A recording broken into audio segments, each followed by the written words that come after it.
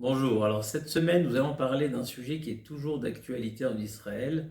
Peut-on vendre des armes à des pays étrangers? Vous savez tous que cette semaine le président des États-Unis a donné son feu vert pour signer des contrats de vente d'avions F-35 à l'Arabie Saoudite, chose qui n'est pas passée en silence dans l'État d'Israël, puisqu'elle a même conditionné ça à une normalisation complète entre ces deux pays. Mais donc ça réveille une question fondamentale et majeure ici, surtout dans l'État d'Israël. Est-ce qu'on a le droit, est-ce qu'on aurait le droit donc de vendre des armes à un pays potentiellement ennemi? D'accord, première question. Deuxième question, même si on ne parle pas de pays potentiellement ennemis, mais un pays autoritaire ou qui piétine un peu sur les droits de l'homme, et même une question qui peut être même plus large, de manière générale, peut-on vendre des armes à un pays étranger?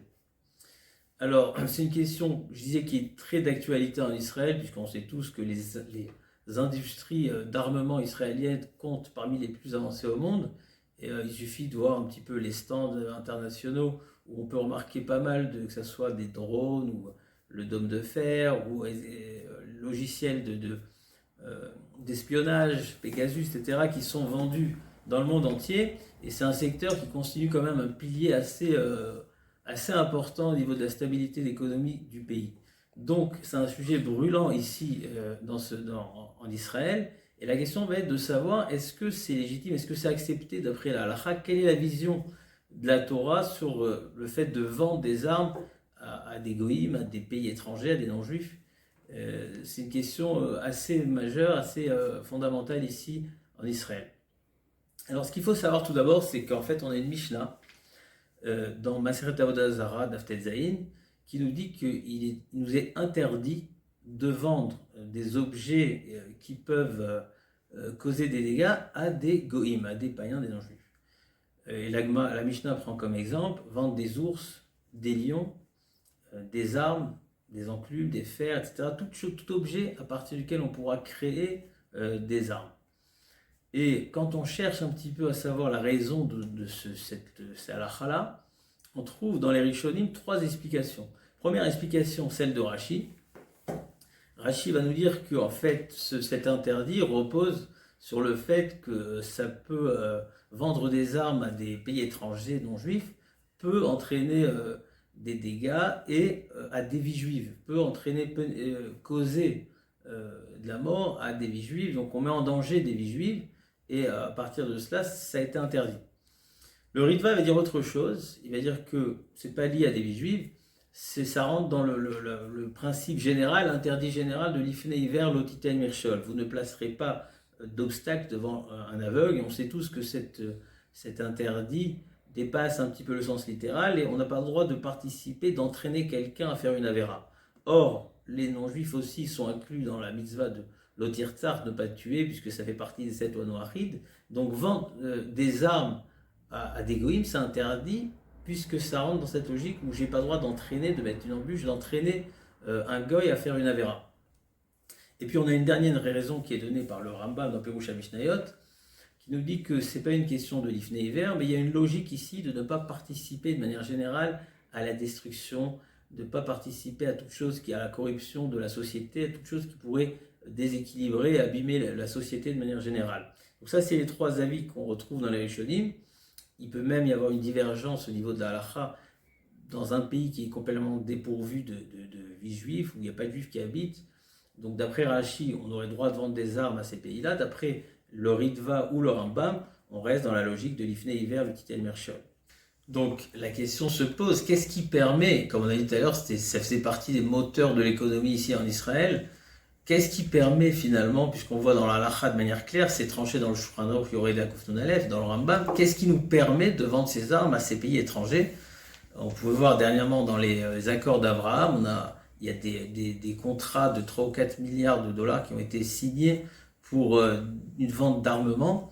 Qu'est-ce qui nous permet finalement de vendre toutes ces armes-là à tous ces pays qui nous entourent, encore plus quand c'est des pays qui potentiellement peuvent se retourner contre nous, mais même de manière indépendante. Dans l'Agmara, on voit, de manière générale, on ne vend pas à des goïms ou à des pays étrangers.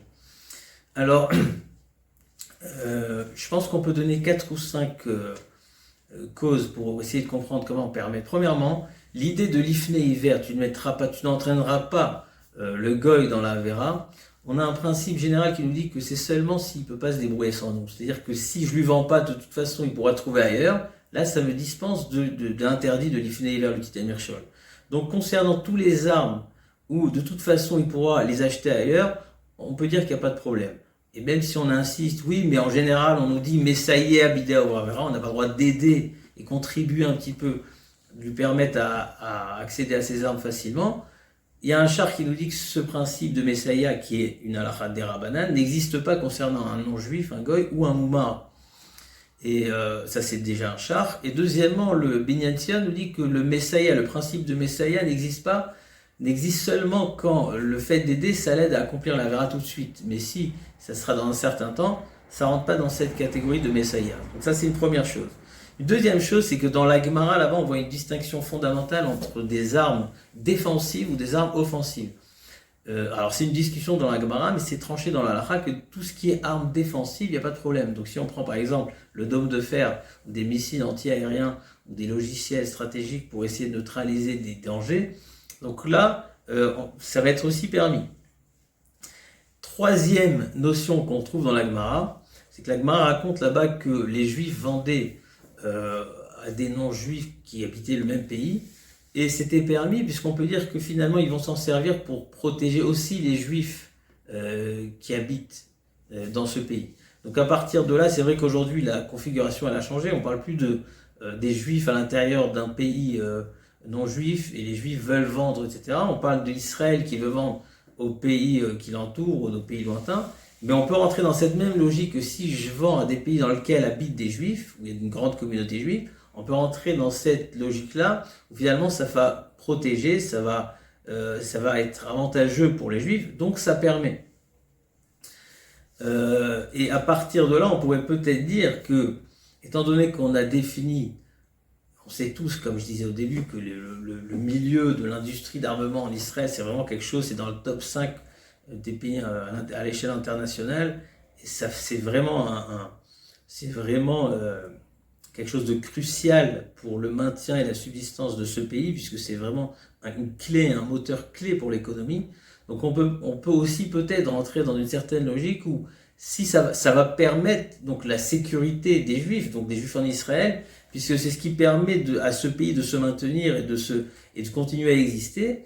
Donc quelque part, même si je vends ça à des pays étrangers où il n'y aurait pas de juifs, étant donné que ça permet à ce pays-là de continuer à tenir, et finalement, en face de ça, j'ai qu'un doute, est-ce que le pays auquel je vends des armes va se retourner contre nous ou va l'utiliser pour des mauvaises causes?